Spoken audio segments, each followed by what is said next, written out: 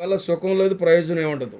వ్యాధి అయినా బాధ అయినా ఏదైనా ఆయన మీద ఆనుకున్నప్పుడు అందులో ఏంటో మనకు అర్థం అవుతుంది. మనుషులైనా వదిలేస్తారేమో కానీ దేవుడు మాత్రం ఎప్పుడు వదిలేడు, ఇది గుర్తుపెట్టుకోవాలి. అబ్రాహాముని పిలిచినప్పుడు ఒంటరివాడు, ఆ ప్రాంతానికి వెళ్ళిన తర్వాత పెక్కి జనమైపోయాడు. ఆస్తికర్తగా ఆశీర్వదించబడ్డాడు. వెండి బంగారం, పశువులు, గొర్రెలు, మందలు, దాసీలు బహుగా ఆశీర్వదించేశాడు దేవుడు. ఆశీర్వదించిన తర్వాత అబ్రహాము ప్రియులారా తన ఈడొచ్చిన కొడుకైన ఇసాకుకి వివాహం చేయడానికి తన ఇంటి పెద్ద దాసుని పిలిచాడు. పిలిచి తన తొడ కింద చెయ్యి పెట్టించి ప్రమాణం చేస్తున్నాడు.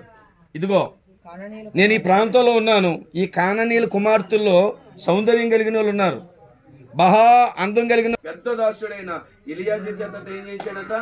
ప్రమాణం చేయించాడట. దేవుని స్తోత్రం కలుగుతుంది. హల్లెలూయా. ఏది ప్రమాణం చేయి అంటూ ఉంటారు. ఎలియాజరుతో అబ్రహాం ఎప్పుడైతే ప్రమాణం చేయించాడో ఎలియాజరుకు అనుమానం వచ్చింది.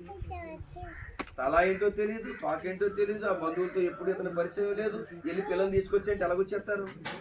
ఇప్పుడు మేరీని ఈ ఆలాలు వచ్చి తీసుకుపోవడానికి దీని ముందు ఎంత కథ నడిచిందా లేదమ్మా? దీనికి ముందు వచ్చారు, చూశారు, వెళ్ళారు, చూశారు, మళ్ళీ వెళ్ళారు, దేవుడు పెట్టారు.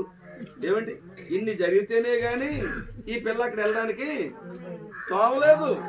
కానీ ఆ రోజులు చూడండి, ఎలియాజరుతో చెప్తున్నాడు, నా స్వజనం దగ్గరికి వెళ్ళి పిల్లల్ని తీసుకొచ్చారు, వాళ్ళు ఏదో కొట్టు భద్రత వస్తూ చెప్పాడు.